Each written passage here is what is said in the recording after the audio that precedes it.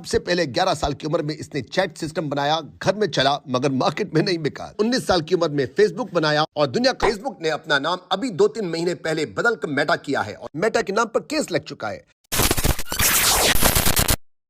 दोस्तों, आज हम स्वॉट एनालिसिस करेंगे मेटा यानी फेसबुक के मालिक मार्क ज़करबर्ग का। आज हम स्वॉट की जगह वसॉट करेंगे, ऑर्डर थोड़ा चेंज करेंगे। पहले वीकनेस देखेंगे फिर स्ट्रेंथ। तो चलिए बिना टाइम वेस्ट किए चलते हैं ज़करबर्ग के फेलियर्स पर, उसके नेगेटिव एटीट्यूड पर, उसकी कंट्रोवर्सीज पर। इन फेलियर्स, नेगेटिव एटीट्यूड और कंट्रोवर्सी से पता चलेगा ज़करबर्ग की वीकनेसेस का, कमजोरियों का। तो चलिए शुरू करते हैं। पहला, सबसे पहले 11 साल की उम्र में इसने चैट सिस्टम बनाया, घर में चला मगर मार्केट में नहीं बिका। दूसरा, 12 साल के ज़करबर्ग ने अकेले बहुत सारे कंप्यूटर गेम्स बनाई जो दोस्तों में चली मगर मार्केट में नहीं चली। तीसरा फेलियर, 14 साल की उम्र में स्कूल में इसने कंप्यूटर प्रोग्रामिंग करके स्टडी टूल्स बनाए, नहीं चले। चौथा, 15 साल के ज़करबर्ग ने स्कूल में एक कंप्यूटर म्यूजिक प्लेयर बनाया, स्नैप्स मीडिया प्लेयर के नाम से। इंटेलिजेंट मीडिया ग्रुप नाम की कंपनी के लिए काम किया, पीसी मैगजीन से रेटिंग भी मिली 5 में से 3, मगर ये म्यूजिक प्लेयर भी नहीं चल पाया और फेल हो गया। पांचवा, 18 साल की उम्र में इसने फेस मैश बनाई, जिसके लिए इसने हार्वर्ड यूनिवर्सिटी की वेबसाइट को हैक करके वहां से लड़के लड़कियों की पिक्चरें उठाई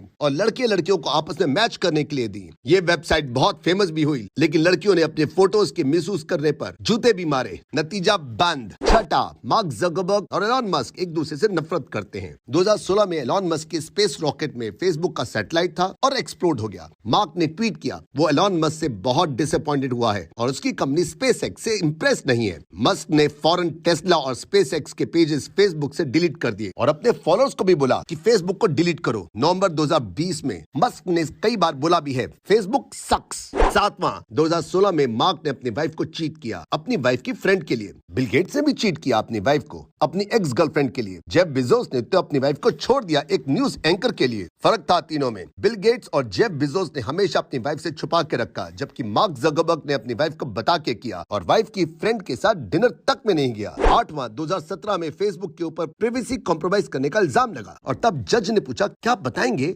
आप कल रात किस होटल में ठहरे थे? मार्क ज़करबर्ग बोले नहीं बता पाऊंगा। जज ने फिर पूछा क्या आप बताएंगे पिछले एक हफ्ते में आपने किस किस से मैसेजेस किए हैं? मार्क बोले नहीं बता पाऊंगा, ये मेरी प्राइवेसी है। तो जज बोले आप अपनी प्राइवेट लाइफ को शेयर करना नहीं चाहते और वहीं अरबों लोगों की प्राइवेट लाइफ को एक्सपोज कर रहे हैं, और वो भी लोगों को कनेक्ट करने के नाम पर। नौवां, लोगों की प्राइवेसी में झांकने वाले मार्क ज़करबर्ग खुद अपने लैपटॉप के कैमरे को और माइक को टेप लगा के रखते हैं। क्यों? क्योंकि कोई और उस कैमरे के थ्रू ज़करबर्ग को देख सकता है और माइक से सुन सकता है। मतलब अपनी प्राइवेसी बचाओ, दूसरों की उखाड़ो। 10वां, जुलाई 2019 में फेसबुक पर एंटी ट्रस्ट यानी कंपटीशन लॉ के तहत इन्वेस्टिगेशन शुरू हो गई, जिससे फेसबुक के शेयर्स नीचे आ गए। 11वां, मार्च 2020 में ऑस्ट्रेलियन इंफॉर्मेशन कमिश्नर ने फेसबुक पर प्राइवेसी को लेकर केस किया है। इनका मानना है कि करीब 3 लाख ऑस्ट्रेलियंस के अकाउंट्स फेसबुक ने एक्सपोज किए हैं। ऑस्ट्रेलियन कानून के हिसाब से एक प्राइवेसी के एक्सपोज होने पर फेसबुक को देना पड़ेगा 12 करोड़ का फाइन। अगर ऑस्ट्रेलियन इंफॉर्मेशन कमिश्नर ये केस जीत गया तो 12 करोड़ इंटू 3 लाख का मतलब है आधा फेसबुक बिक जाएगा। 12वां, मई 2020 में फेसबुक ने जिफी को खरीदा 3000 करोड़ में। जिफी GIF वीडियोस बनाती है बिना साउंड वाली। प्लानिंग थी इसको इंस्टाग्राम के साथ जोड़ने की, मगर एंटी ट्रस्ट यानी कंपटीशन लॉ ने इसके ऊपर फाइन लगा दिया 70 लाख USD का, जानबूझकर बातें छुपाने के लिए। शायद फेसबुक को जिफी को बेचना पड़ेगा काफी नुकसान में। 13वां, एप्पल के द्वारा अपने यूजर्स की प्राइवेसी को प्रोटेक्ट करने के लिए बनाए स्टेप से मार्क ज़करबर्ग को 2021 के प्रॉफिट्स में $10 बिलियन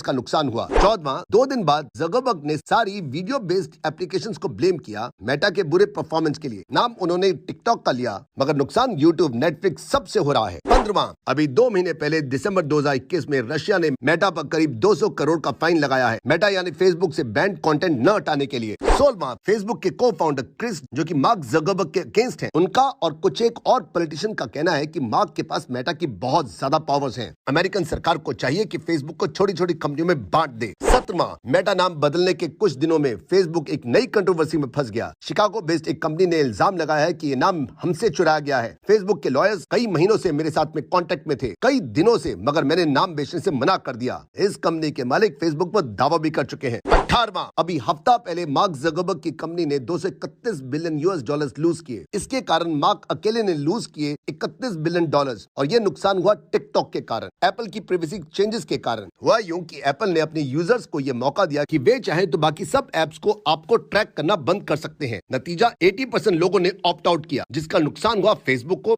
ना ट्रैक कर पाने के कारण एडवर्टाइजर्स को पैसा वसूल डील न दे पाया, शेयर्स नीचे गिरे और अभी तक नहीं उठ पाए। 100 लाख का 1 करोड़ होता है, 100 करोड़ का 1 अरब होता है, 100 अरब से 1 खरब बनता है और 100 खरब से 1 नील बनता है, 100 नील से 1 पद्म बनता है और 100 पद्म से 1 शंख बनता है। 231 बिलियन यूएस डॉलर्स का मतलब है फेसबुक को 250 नील का एक दिन में नुकसान हुआ, जो कि रिलायंस की पूरी वैल्यूएशन के बराबर है। इन सब फेलियर से, कंट्रोवर्सी से पता चलता है ज़करबर्ग की 3 वीकनेसेस का। पहला, मार्क ज़करबर्ग फेसबुक के लिए एथिक्स से कॉम्प्रोमाइज करता है, लोगों की प्राइवेसी के साथ खिलवाड़ तो करता ही है। ढेरों कंप्लेंट्स है इसके अगेंस्ट। अभी शेयर्स गिरने से इसको नुकसान हुआ है खरबों डॉलर्स का और इसी प्राइवेसी कानून के कारण इसको और बहुत बड़ा नुकसान हो सकता है। दूसरा, फेसबुक पर बहुत सारे फेक अकाउंट्स हैं, बैंड कंटेंट है, जिसको न हटाने के पीछे इसका कोई न कोई व्यक्तिगत लाभ है। ये व्यक्तिगत लाभ पैसा ही हो सकता है, पैसा इसकी कमजोरी हो सकती है। तीसरा, ट्विटर पर लोगों की कमी निकालना, ये इसकी कमजोरी है। अब चलते हैं ज़करबर्ग की सफलताओं पर। सफलताओं से पता चलेगा ज़करबर्ग की स्ट्रेंथ्स क्या है। सक्सेस नंबर 1, सफलता नंबर 1, सिर्फ 19 साल की उम्र में फेसबुक बनाया और दुनिया का तब तक का सबसे यंगेस्ट बिलियनर बना। दूसरा, कुछ बच्चे कंप्यूटर गेम्स खेलते हैं, छोटा ज़करबर्ग उन्हें बनाता था। मार्क खुद कहता है कि मेरे दोस्त आके कुछ क्रिएट करते और मैं कंप्यूटर गेम बना देता। तीसरा, 2006 में याहू, गूगल, एप्पल,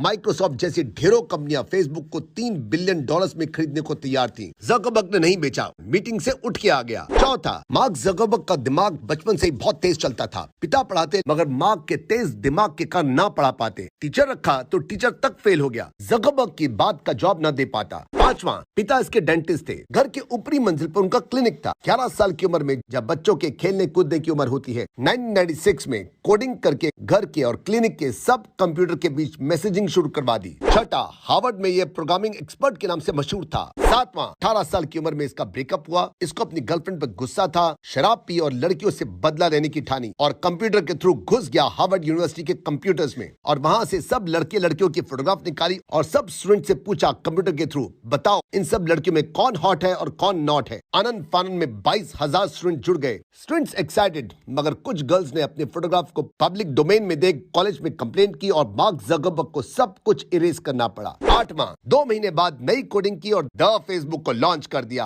पहले ही दिन 1200 स्टूडेंट जुड़ गए। 9वां, अगले 9 दिनों में पूरा हार्वर्ड जुड़ चुका था। 10वां, अगले महीने स्टैनफोर्ड यूनिवर्सिटी पहुंचा, येल यूनिवर्सिटी पहुंचा, कोलंबिया यूनिवर्सिटी जैसी ढेरों और यूनिवर्सिटीज के स्टूडेंट्स को जोड़ लिया। 11वां, डिसीजन लेने की स्पीड देखो, 2 और महीनों में हार्वर्ड जैसा कॉलेज छोड़ दिया। 12वां, अगले महीने ऑफिस शिफ्ट किया कैलिफोर्निया में। 13वां, शिफ्ट करने के 1 महीने में ही पीटर थिल ने $5 लाख इन्वेस्ट किए और फेसबुक में अपनी 10% की हिस्सेदारी ली। पीटर थिल एलोन मस्क के साथ पार्टनर थे पेपैल में। पीटर थिल ने मौका देखकर फौरन फेसबुक में इन्वेस्ट किया। 14वां, अगले सिर्फ 3 साल में 20 करोड़ प्रोफाइल्स फेसबुक पर बन चुकी थी। 15वां, 2007 में इसने करोड़ों अकाउंट्स के बीच में एक कंपटीशन रखा, नए नए आइडियाज लाओ और जीतो। नाम रखा हैकाथन। नतीजा, फेसबुक में कुछ ही समय में प्रोफाइल्स 40 करोड़ तक पहुंच गई। 16वां, 2012 में $1 बिलियन में इंस्टाग्राम को खरीदा, कैश और स्टॉक्स में। 17वां, 2013 में फेसबुक ने उन्नावो को खरीदा 15,000 करोड़ में। उन्नावो इजराइल की कंपनी है। 18वां, 2014 में $19 बिलियन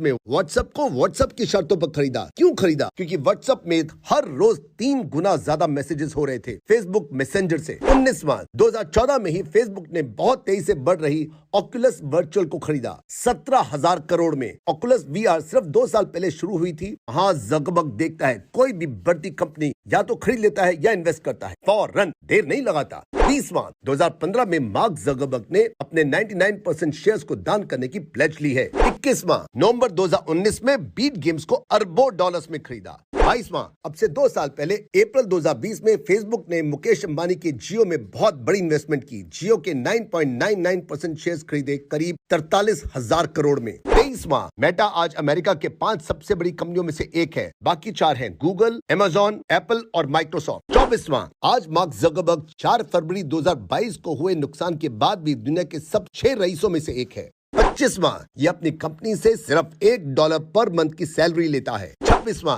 ये रात 2 बजे सोता है और सुबह 8 बजे उठता है। इसका कहना है मेरा कंसंट्रेशन रात को सबसे ज्यादा होता है और मुझे 6 घंटे से ज्यादा सोना पसंद नहीं है। 27वां, इसका मानना है कि सब छोटी छोटी चीजें जो हमारी जिंदगी में वैल्यू ऐड नहीं करती उनके ऊपर समय नहीं देना चाहिए। जैसे इसको ब्रेकफास्ट में जो मिलता है वो खा लेता है, पहनने को जो मिलता है पहन लेता है। 28वां, ये हमेशा ऑफिस में टाइम पर पहुंचता है। इन ढेरों सफलताओं को देखने से ज़करबर्ग की 10 स्ट्रेंथ्स, कम से कम 10 स्ट्रेंथ्स एकदम क्लियर सामने आ जाती हैं। पहली स्ट्रेंथ है कि ये इंटेलिजेंट है, बचपन से ये इंटेलिजेंट था। दूसरा, बचपन में इसको काफी फेलियर्स मिले मगर इसने हार नहीं मानी। इससे हम सीख सकते हैं perseverance, hard work, never give up attitude. तीसरी इसकी स्ट्रेंथ है इन्वेस्टमेंट करना। जहाँ देखता है कंपनियों को या तो खरीदता है या उसमें इन्वेस्ट करता है। चौथा, फोकस्ड है, काम का जुनून है। पांचवा, टाइम का पंक्चुअल है, एक भी सेकंड कहीं पर वेस्ट नहीं करता। एप्पल के सीईओ टिम कुक सुबह उठते हैं 3 बजे। अमेज़न के मालिक जेफ बेजोस उठते हैं सीधा 9 बजे। मार्क ज़करबर्ग जब से बिलियनर बना है हजारों चीजें बदली इसने, एक चीज नहीं बदली और वो है अपने कपड़े। मार्क हमेशा ग्रे रंग की टी शर्ट पहनता है और साथ में जीन्स और नीचे ऑर्डिनरी से दिखने वाले जूते, स्नीकर्स। इसका कहना है मुझे छोटी छोटी चीजों पर डिसीजन लेने में टाइम वेस्ट नहीं करना। छठा, पैसा खर्चने में शेर है। ढेरों कंपनियों को इसने अरबों खरबों में खरीदा, चुटकियों में खरीदा। सातवां, 5 को चीट किया मगर मजाक में, और वो भी बताकर अपनी वाइफ को, जिससे पता चलता है ये इंसान ऑनेस्ट है। आठवां, 99% शेयर्स को डोनेट करने की प्लेज लेने से साफ लगता है इसमें पैसे का लालच नहीं है, काम का लालच है, इसे आगे देखने का लालच है।